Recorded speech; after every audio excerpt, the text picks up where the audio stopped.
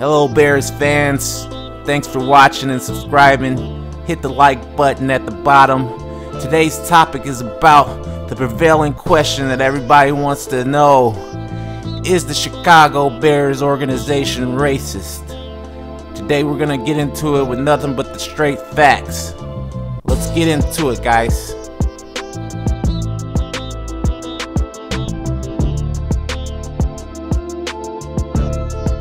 Virginia McCaskey is the daughter of George Halas, first owner of the Chicago Bears. McCaskey's brother, George Muggs Halas Jr., was the heir apparent for the franchise, but he suddenly died of a heart attack in 1979. As a result, when her father died, Virginia McCaskey inherited an incredible nucleus of a team and was the owner when the Bears won the Super Bowl in 1985.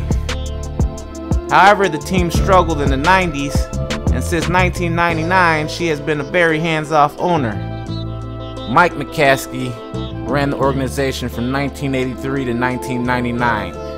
Through that period, the Chicago Bears went through its most successful period, and we can't really blame Mike McCaskey because he did what he had to do. Results: one Super Bowl championship and a great reputation among the owners and the players as a pretty upstanding and respectful guy. So Mike McCaskey, is he to blame? I don't know, Bears fans, tell me.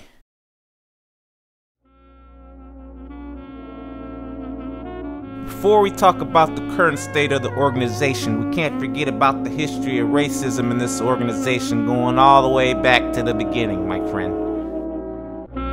Bears chairman George McCaskey respectfully declined on this interview for this story. Instead, through a team spokesman, he sent a 4-page excerpt from the Chicago Bears Centennial Scrapbook, this summer published by longtime Bears writers Don Pearson and Dan Pompei. The league, the NFL, has granted itself a single scapegoat for one of its most shameful periods: Washington Redskins owner George Preston Marshall, an avowed gleeful racist and also a master of blackface. But he was very young at the time, and his close friend, good old Papa Bear himself, was head of the Rules Committee and more powerful at the time. While the excerpt does not point the reader toward a definitive conclusion of Halas' involvement in the band, the authors don't back away. Included are the accusations from Pollard and Halas' liar quote, an acknowledgement that while Marshall may have led the band, he was not alone among team owners. In a more damning and honest critique, the Bears went along.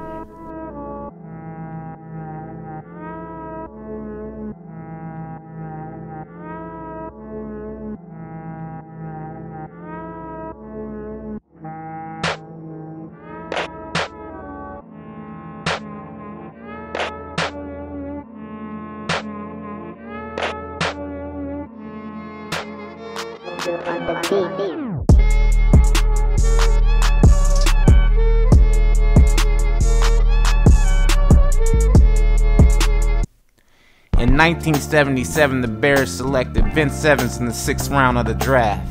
Evans was the 4th player drafted by the Bears behind tackle Ted Albrecht, defensive back Mike Spivey, and tight end Robin Earl. Evans made the team as a backup behind Bob Avellini. Evans did not attempt a pass in his rookie season.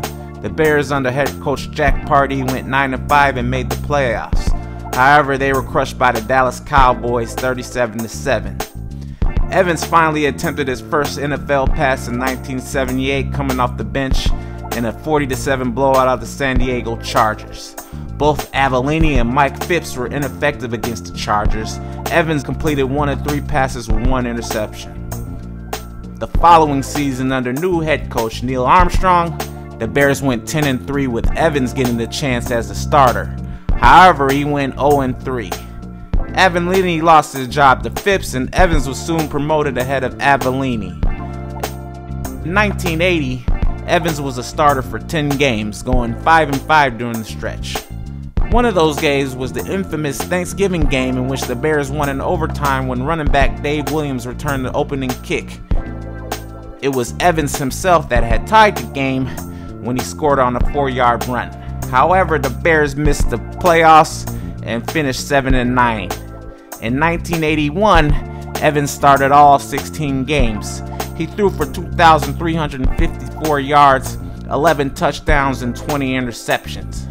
When he became the starter, Evans became the first African-American quarterback to start for the Bears in franchise history. The Bears continued to slump despite having All-Pro Walter Payton in the backfield. At the end of the season, Armstrong was fired by Bears, and the Bears hired the coach, Mike Ditka. The Bears under Mike Ditka restructured the quarterback rotation. Fitz was released, and Evans was back up again, this time to Jim McMahon, who the Bears selected in the first round of the '82 draft. Evans would start 3 games for the Bears in 1983, going 1-2, but his time in Chicago was over. Mike Ditka clearly picked his guy for that position, and he went with Jim McMahon, which resulted in a Super Bowl championship in 1985. Jim McMahon ended up getting injured during his rookie season, which means Evans would have gotten more playing time. If Vince Evans never bolted for the USFL, would the Bears have more than one championship, being the fact that Jim McMahon got injured that season? In 1999, they had a chance to grab Daunte Culpepper with the 7th overall pick. They instead traded down the 12th overall. Culpepper ended up going to the 11th to Minnesota, and the Bears went with Cade McNown out of UCLA. He was the highest quarterback drafted to the team since Jim McMahon back in 1982. McNown came into the league with a cocky attitude and the questionable arm strength, and still the Bears tabbed him as the future of the franchise. After holding out for most of training camp, McNown ultimately lost the opening day starting position to Shane Matthews. He was named starting quarterback at the start of the 2000 season, in a large part due to an injury by Jim Miller. McNown and the Bears went 1-6 to start the year and suffered an injury in the 7th game of the season. McNown went on to start one more game that season. He was traded during the 2001 preseason to the Dolphins. He had a 3-12 record as a starter for the Bears, with 16 touchdowns and 19 interceptions. Cordell Stewart had a rough start with the Bears, but was replaced by Chris Chandler, but replaced Chandler later in the season. He was only given 1 year to prove himself in a new system for only 9 games.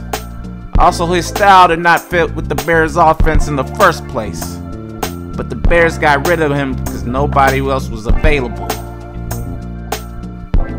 Jason Campbell signed with the Chicago Bears on March 13, 2012 to a 1-year contract as a backup to Jay Cutler. In Week 10 against the Houston Texans, Campbell replaced Cutler, who had gone out with a concussion. In the game, Campbell completed 11 of 19 passes for 94 yards and a 70.9 passer rating. The next game, Cutler was ruled out, meaning Campbell would start the game.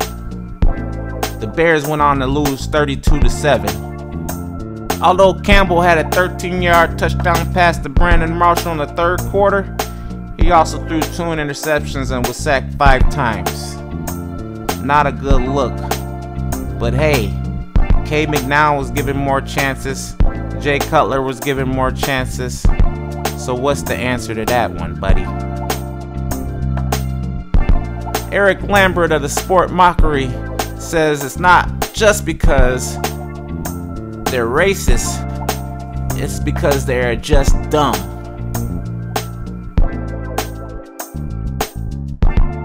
Is that part of the problem, guys? In his article, he talks about the fact that the Bears passed up on future Hall of Famer Patrick Mahomes and possible future Hall of Famer Deshaun Watson. But nothing in this article mentions the 12-year ban by good old Papa Bear.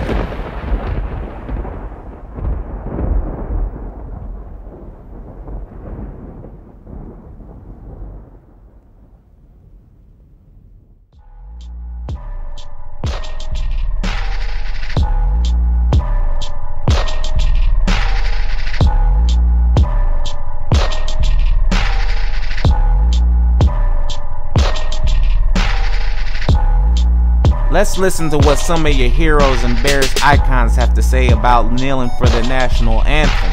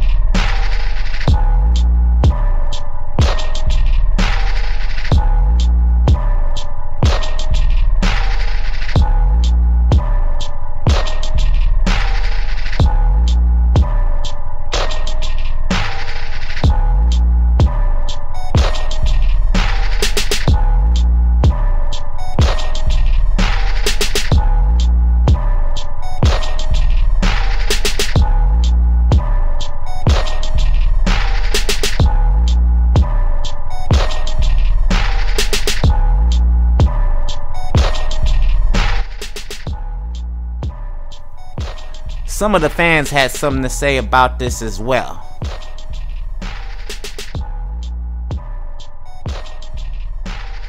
So Bears fans, what should you do? Especially African American Bears fans. People who hate social injustice, what should you do? Should you buy another Bears hat? Should you buy another jacket? Should you buy another ticket? Should you pay for the NFL Sunday ticket? Should you keep watching these games? The Bears choose not to do anything because you keep buying it. And the results are 1 Hall of Fame quarterback, 3 black quarterbacks out of 84 starting for the Bears, and 1 Super Bowl. The main thing I want to ask you guys, is the Chicago Bears organization racist? Be sure to like, share, and subscribe. Drop a comment below on what you think about this issue. And tell me the truth, guys.